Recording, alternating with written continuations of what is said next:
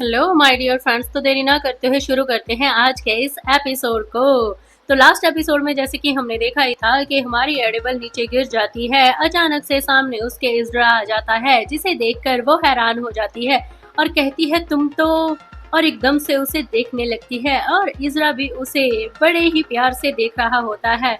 मगर फिर एकदम से उसे न जाने क्या होता है और उसका मुंह सा बन जाता है और वो गुस्से में आ जाता है। और वहाँ का माहौल देखते ही देखते मानो कुछ अजीब सा हो जाता है, क्योंकि दोनों एक दूसरे को बहुत ही सवाल भरी निगाहों से देख रहे थे। मानो एक सोच रहा हो कि ये इसकी वजह से हुआ है और दूसरा सोच रहा हो कि ये सब उसकी वजह से हुआ है। और हमारी हीरोइन भी चुपचाप ये सब देख रही होती है और तभी फिर वो गुस्से से कहता है कि सच में ये सब कुछ करना बिल्कुल बेकार था। हाँ, इसकी कोई जरूरत नहीं थी।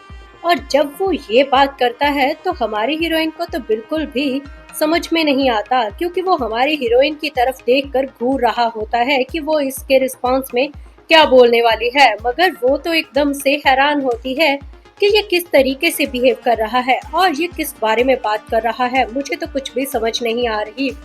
और तभी फिर वो हमारी हीरोइन की पैर की तरफ देखता है।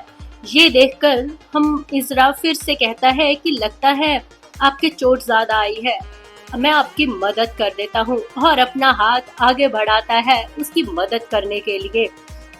मगर हमारी हीरोइन को उसका वो चेहरा कुछ अजीब सा लगता है और वो सोचने लगती है कि मैंने तो सुना था सोसाइटी का सबसे अच्छा इंसान इज़रा है, मगर मुझे ये नहीं लगता।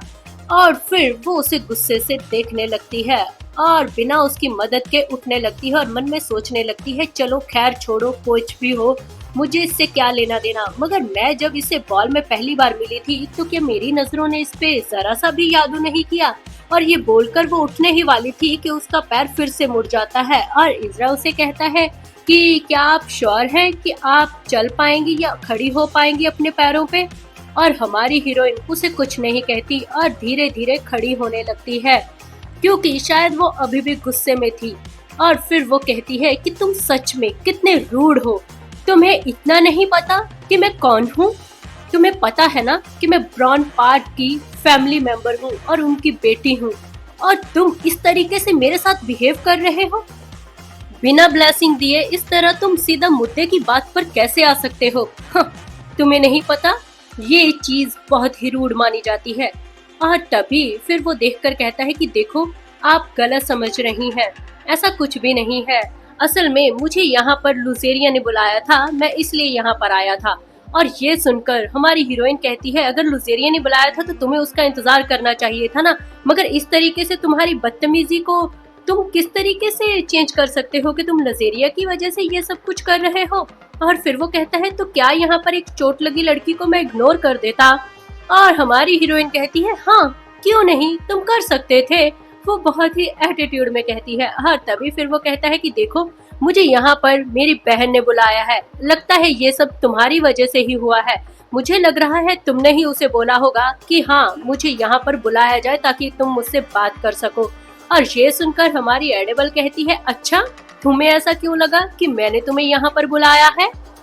और फिर ये सुनकर इज़रा कहता है कि क्या तुम मुझे बेवकूफ बना रही हो, मुझे नहीं पता कि तुम्हारा भाई मेरी बहन से शादी बिल्कुल नहीं करना चाहता, इसलिए तो वो तुम्हें यहाँ पर लेकर आया है ना, ताकि वो तुम्हारा इस्तेमाल करके हमारे रिश्ते को जोड़कर इस रिश्ते से बच सके। और मैं ऐसी शादी बिल्कुल नहीं चाहता, ये तुम कान खोल के सुन लो, क्योंकि मुझे ये सब बिल्कुल पसंद नहीं है। इज़रा की इतनी ऊंची आवाज और उसका ऐसा बिहेवियर एडिबल को सोचने पे मजबूर कर देता है और वो सोचने लगती है कि ये सच में बहुत ही सख्त तरीके से इसके खिलाफ है और किसार की नेचर भी इसको अच्छे से पता है और फिर भी ये उसके खिलाफ खड़ा है। इसका मतलब कि इसके ऊपर ये सारी चीजें नहीं चलेंगी, मुझे कुछ और सोचना होगा। और इज़रा भी अपने दिल की पूरी भड़ास निकाल चुका था, इसलिए वो अब हमारी हीरोइन को घूर रहा था कि उसे क्या जवाब मिलने वाला है। और हमारी हीरोइन भी कुछ सोचते हुए बड़े ध्यान से कुछ वक्त के लिए रुक के उसे देखकर फिर कहती है कि लगता है कि तुम खुद को कुछ ज्यादा ही पसंद करते हो और तुम्हें लगता है कि सारी दुनिया तुम्हारे इर्द गिर्द घूमती है, तो मैं भी यहाँ पर तुम्हारे लिए यहीं आई हूँ, मगर शायद तुम भूल रहे हो कि मुझे भी पॉलिटिकल मैरिज बिल्कुल भी पसंद नहीं है। मैं यहाँ पर किसी शादी के लिए नहीं आई हूँ, मैं बल्कि यहाँ पर अपने बिछड़े हुए लोगों से मिलने आई हूँ जिनसे इतने सालों से मैं नहीं मिल पाई हूँ, समझे तुम। और मैं यहाँ पर इन सब कामों के लिए फ्री नहीं हूँ। और तुम्हें क्या लगता है, तुम खुद को क्या समझते हो कि तुम बहुत बड़े कहीं के राजा हो और एक गांव की लड़की तुम्हें बिल्कुल भी सूट नहीं करेगी? हाँ, तो तुम गलत हो। तुम जो सोच रहे हो वो बिल्कुल ही गलत है, क्योंकि मैं कोई भी कंट्री गर्ल नहीं हूँ, समझे तुम। हाँ, जिसे तुम नॉर्मल लड़की समझ रहे हो ना, तो मैं तुम्हें बता देती हूँ कि वो ब्रॉन पार्ट फैमिली की मेंबर है। और मैं कोई आम लड़की नहीं हूँ, मुझे बहुत लोग मिल जाएंगे शादी करने के लिए। असल में मैं कहूँ तो तुम मेरे लायक नहीं हो और मुझे इन सब चीजों से कोई फर्क नहीं पड़ता। और हमारी हीरोइन का इतना बड़ा लेक्चर सुन के उसके गाल लाल हो जाते हैं। वो सच में यकीन नहीं कर पा रहा था कि एक कंट्री गर्ल ने उसे इतना कुछ सुना दिया, मगर फिर वो चिढ़ते हुए उसे देखकर कहता है कि तो तुम्हारे कहने का मतलब है कि सच में तुम मुझसे शादी नहीं करना चाहती, यही ना? यही कह रही हो ना तुम? और हमारी हीरोइन उसके इस बात का जवाब देते हुए उसे देखते हुए कहती है कि ये क्या कोई ऐसी बात है जो मैं डिसाइड करूंगी? ये मेरे हिस्से में नहीं आता, समझे तुम। और फिर वो इस बात को सुनते हुए कहता है तो क्या तुम कॉन्ट्रैक्ट के खिलाफ कर चली जाओगी? वो कस्में जो हमारे पूर्वजों ने खाई हैं, जो उन लोगों ने आपस में कस्में खाकर इस वादे को पूरा करने के लिए बोला था, उसका क्या करोगी तुम? तो फिर हमारी हीरोइन कहती है कि हमें पूर्वजों की इज्जत करनी चाहिए, वो जो कहते हैं हमें उनकी हर एक चीज माननी चाहिए, मगर नई जनरेशन पर वो अपनी इच्छाएं थोपेंगे तो ये तो सही बात नहीं है ना। मैं इस चीज के खिलाफ हूँ, इसलिए तुम इन सब चीजों की टेंशन मत लो। और ये बात सुन के इज़रा थोड़ा ठंडा होता है और फिर वो कहता है कि मुझे तो लगा था कि तुम मुझे सिर्फ एक मैरिज कैंडिडेट समझ रही हो और कुछ भी नहीं। लगता है मैंने तुम्हें गलत समझा, मुझे माफ करना, मुझे ऐसा नहीं सोचना चाहिए था।